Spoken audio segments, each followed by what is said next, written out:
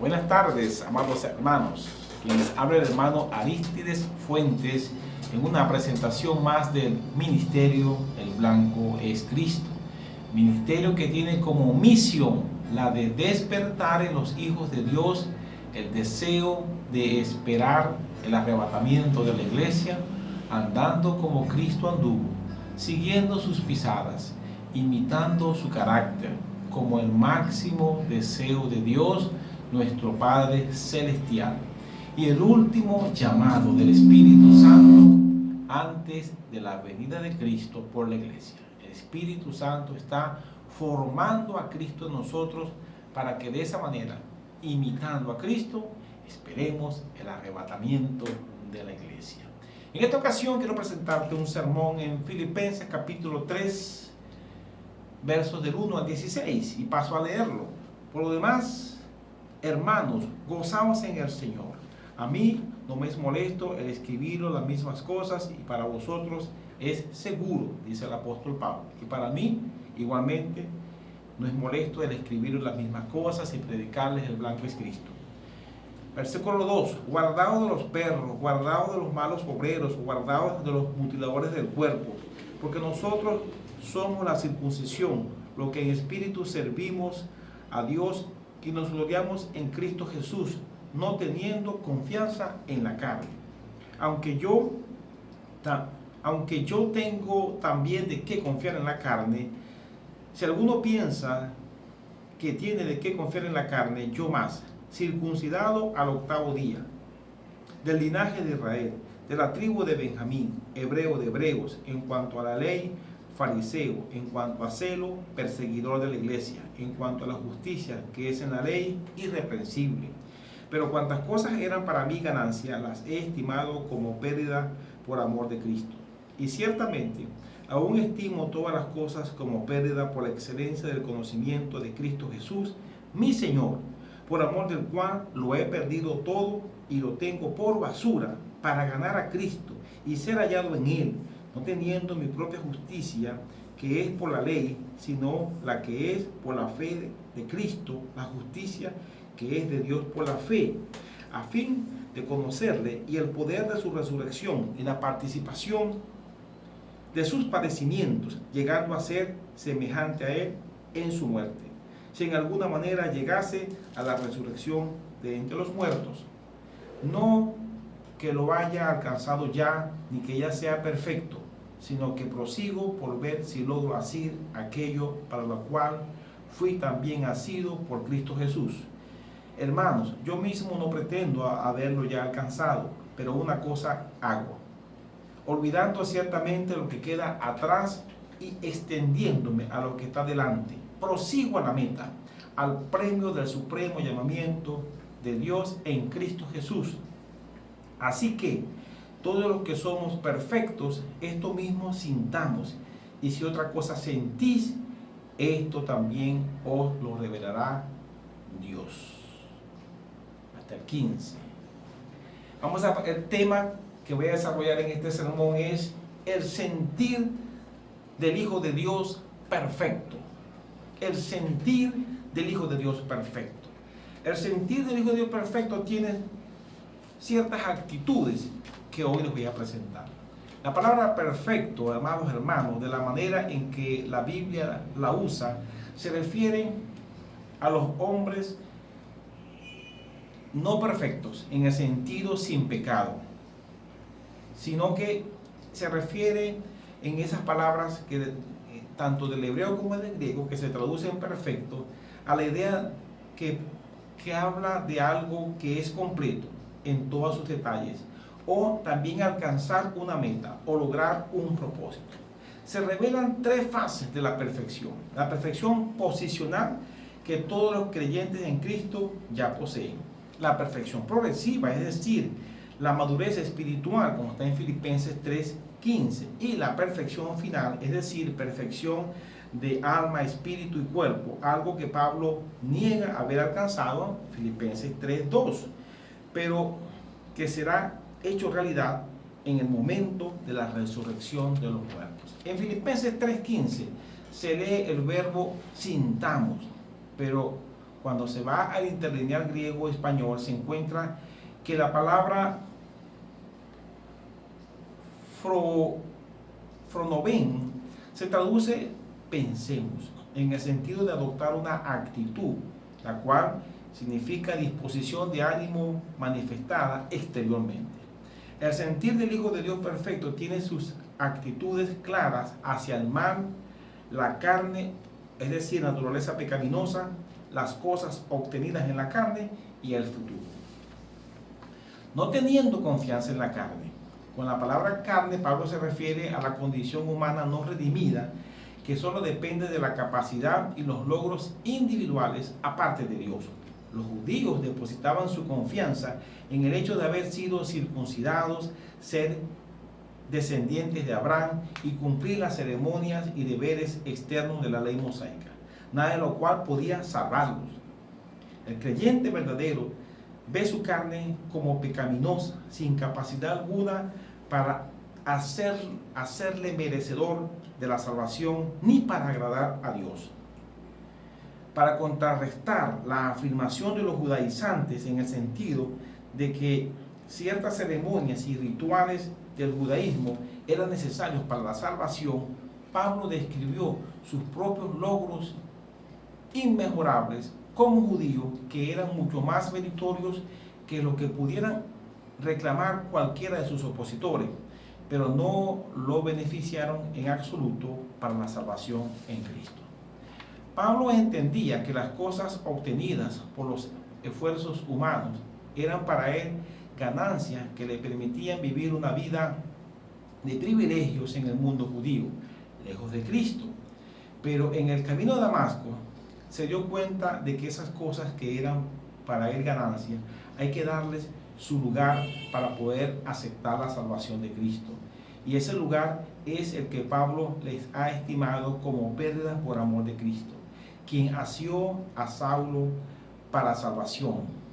Asió significa hacerlo propiedad de él, para que no viviera más en su propia justicia, la cual consistía en el estricto cumplimiento de los requerimientos de la ley, sino en la justicia que es de Dios por la fe en Cristo Jesús. Esa justicia nos habla de Dios, es la justificación, declarado justo al pecador que se arrepiente. Es mi deseo en esta tarde y en este sermón que todo hijo de Dios entienda y ponga en práctica las actitudes de un hijo de Dios perfecto. Por lo que me dispongo en este pasaje de Filipenses 3, capítulo 3, versos del 1 al 16, presentarle 4 actitudes de un hijo de Dios perfecto. 4 actitudes. La primera actitud es la de guardarse del mal, guardarse de los perros, dice. A los judíos les encantaba llamar a los gentiles perros, que para ese entonces eran animales sucios y no eran considerados como mascotas. Sin embargo, Pablo se refiere aquí no a los gentiles, sino a los judíos, y de forma específica a los judaizantes, con la finalidad de describir su carácter pecaminoso.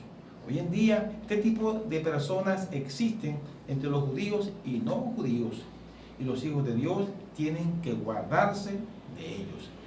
En segundo lugar, guardarse de los malos obreros. Verso 2. Es una total maldad intentar agradar a Dios con esfuerzos propios y desviar la atención de Cristo y de su obra de redención. Esto era lo que hacían los judaizantes, creyendo orgullosamente que eran obreros de justicia. Hoy el Hijo de Dios no debe caer en tratar de agradar a Dios con esfuerzos propios. En tercer lugar, guardarse de los mutiladores del cuerpo. Hoy los hijos de Dios no tienen que practicar la circuncisión que practicaban los judaizantes, ya que no era en realidad un símbolo espiritual, sino una simple mutilación física, porque los hijos de Dios somos la circuncisión, la del corazón, en espíritu, no en letra. Los que en espíritu servimos a Dios y nos gloriamos en Cristo Jesús. Esa es la primera actitud, guardarse del mal. Pero la segunda actitud es no confiar en la carne. La palabra carne se refiere a la naturaleza pecaminosa, no redimida, que se expresa a través de las capacidades y los logros individuales aparte de Dios. Los judíos confiaban en la carne al confiar en el hecho de haber sido circuncidados, ser descendientes de Abraham y cumplir las ceremonias y deberes externos de la ley mosaica, nada de lo cual podía salvarlos. Los hijos de Dios ven a su carne como la naturaleza pecaminosa sin capacidad para hacerlos merecedor de la salvación ni para agradar a Dios. No confiar en la carne a través de los privilegios heredados. Pablo había sido circuncidado al 8º día, en exacto cumplimiento a la ley. Pablo era del linaje de Israel, era descendiente de Jacob, cuyo nombre Israel le había sido dado por Dios. Pablo era de la tribu de Benjamín. Su familia había preservado su genealogía. La tribu de Benjamín tenía un lugar especial en la aristocracia de Israel, por lo que pertenecer a esa tribu era pertenecer a esa aristocracia. Pablo era hebreo de hebreos. Esta frase era el modo hebreo de expresar lo superior e indicaba que Pablo podía gozar de toda ventaja que pudiera derivarse de ser hebreo. Él no era un judío helenístico, sino que mantenía las costumbres judías y usaba el lenguaje hebreo. Pablo era de padres hebreos. Segundo, no confiar en la carne a través de distinciones logradas. Habiendo enumerado sus privilegios heredados, luego Pablo se refiere a las cosas que dependieron de su elección. En los versículos 5 y 6 menciona 3 características religiosas que había logrado. Pablo era fariseo. Él se había dedicado completamente a conocer, guardar y enseñar la ley. Su preocupación principal era vivir de acuerdo con lo que él creía eran los estatutos de Dios para cada detalle de la vida. Pablo había sido perseguidor de la iglesia. En un tiempo consideró la persecución de la iglesia una virtud y una obra meritoria para así defender su fe judía. Pablo había sido en la ley irreprensible, legalmente, de acuerdo con la letra de la ley y según lo veían los demás, había sido irreprensible, había cumplido con cada demanda de la ley. Esa segunda actitud. La tercera actitud nos habla de colocar las cosas en su justo lugar. En primer lugar, al estimar las cosas como pérdida por amor de Cristo. El Hijo de Dios tiene que usar el lenguaje de los negocios para describir la transacción espiritual que ocurrió cuando Cristo lo redimió.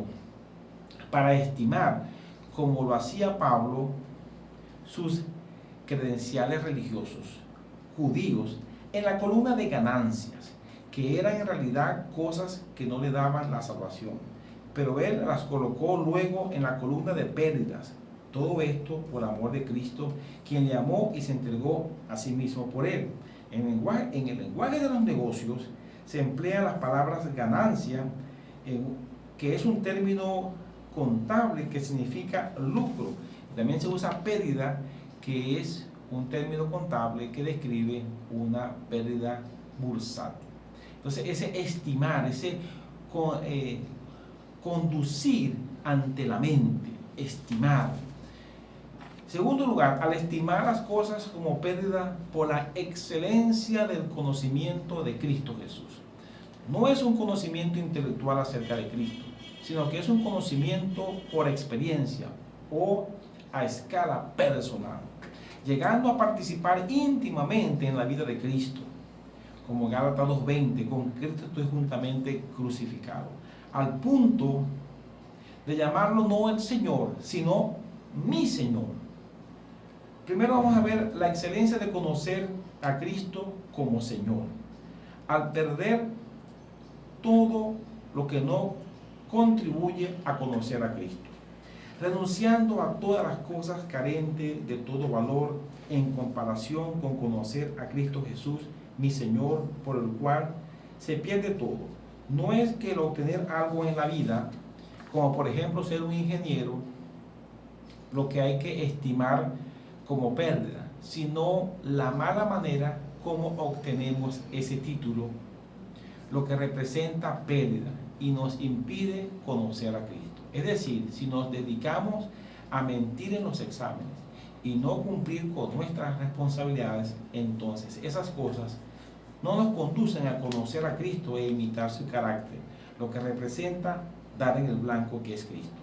Dar en el blanco de conocer e imitar a Cristo, sino que nos aleja de la vida de Cristo. Esas cosas que como hijos de Dios tenemos que estimar como pérdida. Esa mala manera de cómo obtenemos el título es lo que tenemos que estimar como pérdida. Durante sus estudios, un joven estudiante de ingeniería, él deseaba de todo corazón obtener buenas notas en su carrera, para después ser un gran profesional. Eso no lo pudo lograr y eso causó frustración y desánimo en su vida, y dedicó un tiempo al ingerir cierto grado de licor, pero Cristo vino al rescate y un día él conoció a Cristo, y tiempo después fue a la universidad ese joven estudiante ya graduado, y pudo caminar por los pasillos de esa universidad y conversar con Dios y poder decir: Dios, aquí estuve trabajando, dando todo de mí y no pude lograr algo. Límpiame de este desánimo, de esta frustración que me impide conocerte, que me impide hasta estudiar de nuevo. Y Dios le respondió: estúdiame a mí, conóceme a mí. Y se dedicó ese joven a conocer a Cristo. Y ya al final de su carrera pudo decir: no he perdido nada, porque mi condición de estudiante me ha llevado a Cristo. Pero posteriormente llega la convicción de que hay que perderlo todo para conocer más a Cristo. Vamos a ver también, al tener todo lo que no contribuye a conocer a Cristo por basura. La palabra griega se refiere a toda clase de desperdicios e incluso puede traducirse estiércol. La basura hay que eliminarla de nuestras vidas. La basura tiene mal olor y daña todo el ambiente. Así nuestros actos basura, lo que representa nuestros actos que no contribuyen a conocer a Cristo, tienen mal olor y dañan nuestra conciencia y dañan al prójimo. Ya no es el grato olor de Cristo que Dios desea de todos sus hijos, en los que se salvan y en los que se pierden, lo que llega a la presencia de Dios, sino es el olor a pecado. Seguimos entonces también al ganar a Cristo en nuestras vidas. Ganar a Cristo en nuestras vidas no significa que no tenemos a Cristo en nuestras vidas, sino el deseo de incorporar a Cristo más y más en nuestras vidas, creciendo en el señorío de Cristo, haciendo lo que Él nos indica hacer, para no caer en la demanda de Cristo al decir: ¿por qué me llamáis Señor, Señor, y no hacéis lo que yo digo? Sino crecer en el conocimiento de Cristo nuestro Señor. Eso debe ser nuestro sentir como seguidores de Cristo. Para que todo hijo de Dios sea efectivo el crecimiento de Cristo, es ganar a Cristo. Si los hijos de Dios están satisfechos con Cristo como Salvador, entonces no pueden estar satisfechos consigo mismos hasta ser como Cristo. En segundo lugar, la excelencia de conocer a Cristo personalmente. Al ser hallado en Él, es decir, en Cristo, los hijos de Dios ya no somos hallados por Él en el pecador Adán, sino en Cristo, quien murió por nuestros pecados. Al no tener nuestra propia justicia, esto se refiere a las obras producidas como producto de guardar la ley con sus ceremonias y rituales. Pablo renuncia a los sucios harapos de su propia justicia que había tratado de ganar guardando la ley, pensando que con eso agradaba a Dios. Al tener la justicia de Dios, que es por la fe de Cristo, Pablo, a causa de su unión y compañerismo con Dios a través de la fe en Cristo, ya no tenía justicia propia, la cual consistía en el estricto cumplimiento de los requerimientos de la ley, sino que por la fe en Cristo Jesús obtuvo la justicia de Dios. Justicia de Dios que incluía la justificación, es decir, ser declarado justo, que es la salvación, y hacer justicia, o sea, tener una condición de vida de imitar el carácter de Cristo. En tercer lugar, la excelencia de conocer a Cristo por sus obras. Al conocer el poder de su resurrección, Pablo quería conocer el poder de la resurrección de Cristo. Este fue una gloriosa manifestación del poder de Dios, lo cual mostró a Cristo victorioso sobre el pecado y la muerte. Fue el triunfo con el cual terminó su vida y ministerio terrenal. El poder de la resurrección de Cristo en los creyentes es la divina capacidad para ser victoriosos sobre el pecado y la muerte. Así que el Cristo resucitado, morando en los creyentes, les comunica el mismo poder dinámico que Él tiene, y eso los capacita para vencer el hábito diario del pecado. Al conocer la participación de sus padecimientos, cuando el Cristo resucitado comenzó a habitar en Pablo y se manifestó en su conducta, el resultado fue la participación en los padecimientos de Cristo, lo que significa morir al pecado, crucificar la carne y sufrir por la causa y el propósito de Cristo. Al conocer la semejanza de su muerte, Pablo quería ser semejante a Cristo en su muerte. Las palabras "llegando a ser semejante a Él en su muerte" revelan la convicción de que su única ambición era ser semejante a Cristo, significando que Pablo quería vivir la vida crucificada, morir de manera práctica al pecado, al yo y al mundo, incluso estar dispuesto a morir para alcanzar a los perdidos con el Evangelio de Cristo, como Cristo murió para redimir a los pecadores.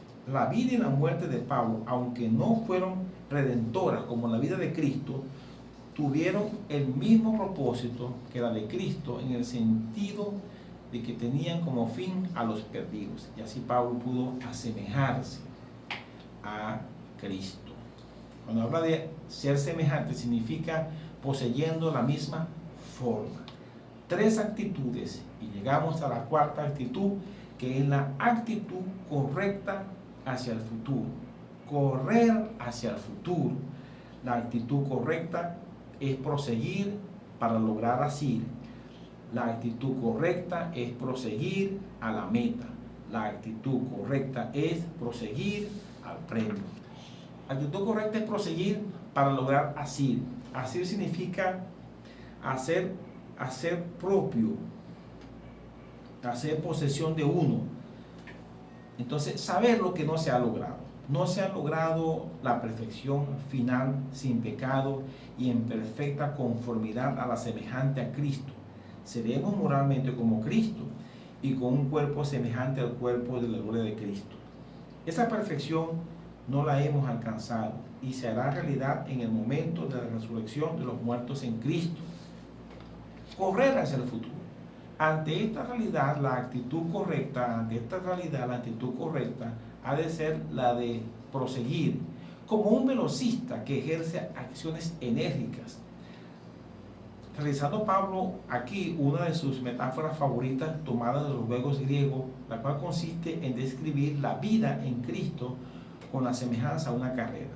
Habla de proseguir, es decir, seguir en la actitud de llevar adelante lo que se tenía empezado. Esto es, la carrera por la perfecta conformidad a la semejanza a Cristo. Entonces Pablo proseguía por ver si logra así convertir en posesión propia la perfecta conformidad a la semejanza a Cristo, para lo cual Cristo lo había asido, es decir, hecho su propiedad.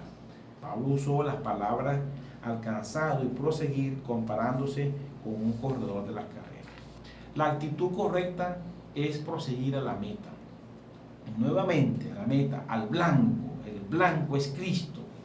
Nuevamente, en el entendido de que no se ha alcanzado la resurrección de entre los muertos, que ocurrirá en el momento del arrebatamiento de la iglesia, y la perfección sin pecado, y la semejanza perfecta a Cristo que alcanzaremos en ese momento, la actitud correcta es proseguir, es decir, seguir en la actitud de llevar adelante lo que se tenía empezado. En este caso, la meta. La meta, Filipenses 3:14. Eso puede referirse a la línea de llegada de una carrera o un blanco para practicar tiro con arco. Se usa metafóricamente en Filipenses 3:14 de un objeto o meta o blanco. Y se explica metafóricamente, meta, se asemeja el llegar a la meta de una carrera de atletismo a lograr la finalización en todo hijo de Dios de la vida que expresa la semejanza renovada en que Dios creó al hombre aquí en la tierra, lo cual no es en Adán sino en Cristo. Claramente, proseguir a la meta significa seguir en la actitud de llevar adelante lo que se tenía empezado en el momento de la salvación. Esto es la expresión de la renovación de la semejanza en Cristo, hasta dar en el blanco, llegar a la meta de esa expresión, que es la finalización de esa expresión, lo cual puede ocurrir o al morir en Cristo o al ser arrebatados los hijos de Dios que estén vivos en ese momento. Entonces, proseguir a la meta es lo que se ha empezado que en la salvación, que es la expresión de la renovación de la semejanza en Cristo en nosotros. Proseguimos en esa expresión hasta terminar en la meta, que es la finalización de esa expresión. O sea, comenzamos la carrera en el momento de ser salvo, en el momento de la regeneración, que comenzó la renovación de la semejanza en Cristo en nosotros. Entonces vamos en esa expresándola hasta que llegamos a la meta de la finalización de la expresión de la renovación de la semejanza en Cristo. Entonces nosotros vamos creciendo de una expresión de Cristo a una expresión de Cristo, y hasta llegar al fin de esa expresión. Por eso esa es la actitud correcta, la de proseguir a la meta. Para alcanzar esa meta, todo hijo de Dios tiene que hacer dos cosas. Primero, olvidar. Y olvidar habla de perder de la mente. Perder de la mente. Por implicación, negligir o descuidar, pero perder de la mente, ¿no? Olvidar lo que queda atrás. Hay que romper con el pasado para que no nos frene en nuestro avance firme hacia la meta, hacia el futuro. No podemos cambiar el pasado, no podemos, pero sí podemos cambiar nuestro entender el pasado en dos sentidos. Primero, las bendiciones pasadas son un estímulo para el futuro logro de la meta. Y nuestros pecados pasados tenemos que considerarlos ante Dios en confesión y en arrepentimiento, y recibiendo de Dios el perdón. Entonces, mis pecados pasados no pueden ser obstáculos para proseguir a la meta. Debo considerarlo, debo ante Dios y ante los hombres pedir perdón, ser perdonado y seguir adelante. Lo segundo que tenemos que hacer es, después de olvidar lo pasado, extender a lo que está delante. Las palabras extendiéndose a lo que está delante describe a un corredor corriendo hacia la meta con los ojos puestos en ella. De esta manera Dios obrará en nosotros, guiándonos a lograr la conformidad al carácter de Cristo. Cuando hablamos de arrepentirnos, significa tener otra mente, cambiar de mente, y se usa en el Nuevo Testamento para indicar un cambio de mente con respecto al pecado. Y tenemos aquí también la actitud correcta, es proseguir al premio. Después de llegar a la meta de la finalización de la expresión de la semejanza en Cristo aquí en la tierra, todo hijo de Dios que es miembro de la iglesia, sea que esté muerto, es decir, durmiendo, o que esté vivo, participará del arrebatamiento de la iglesia, y en ese momento recibirá el premio del supremo llamamiento de Dios, el cual es ser conformado perfectamente a la semejanza a Cristo.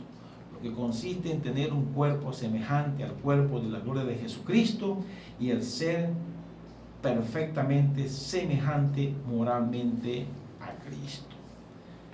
Hermano, el Hijo de Dios perfecto, es decir, uno que tiene madurez espiritual, y la madurez espiritual, como te has dado cuenta, se describe en expresar la renovación de la semejanza en Cristo, lo cual se hace imitando a Cristo, lo cual se lleva a la práctica sencillamente, por ejemplo, amar a tu esposa como Cristo amó a la iglesia, que significa también amar como Cristo amó, perdonar como Cristo perdonó. Entonces, esa madurez espiritual, la cual consiste en que siendo un discípulo de Cristo, quien es nuestro maestro, ese creyente, ese hijo de Dios, crece hasta llegar a ser como su maestro, lo que se expresa imitando el carácter de Cristo. El Hijo de Dios perfecto, para expresar perfección, tiene que expresar, según Efesios o Filipenses 3, 1 al 16, las siguientes actitudes: guardarse del mal, no confiar en la carne, colocar las cosas en su justo lugar y la actitud correcta hacia el futuro. Hermanos que son perfectos en Cristo, el llamado es a expresar la renovación de la semejanza en Cristo que Dios nos ha dado en el momento de la salvación, y para ello es necesario olvidar ciertamente lo que queda atrás, sean pecados, sean agravios en contra nuestra, sean peleas, y extendiéndonos a lo que está delante, que es la expresión de la renovación de la semejanza y su futura finalización, lo cual es la meta que todo hijo de Dios tiene que proseguir. La actitud o el sentir del Hijo de Dios perfecto, del Hijo de Dios que tiene madurez espiritual. Y Pablo dice: y si otra cosa sentís, esto también os lo revelará Dios. El llamado es ese, a que podamos imitar a Cristo en nuestras vidas. Amado, te saludo, te invito a que te suscribas al canal de YouTube, @Ministerio Blanco es Cristo, dejes tus comentarios a este mensaje, a este sermón, y le des me gusta y a la campanita para que te lleguen estos mensajes. Dios te bendiga, seguimos adelante esperando el arrebatamiento de la iglesia, andando como Cristo andó.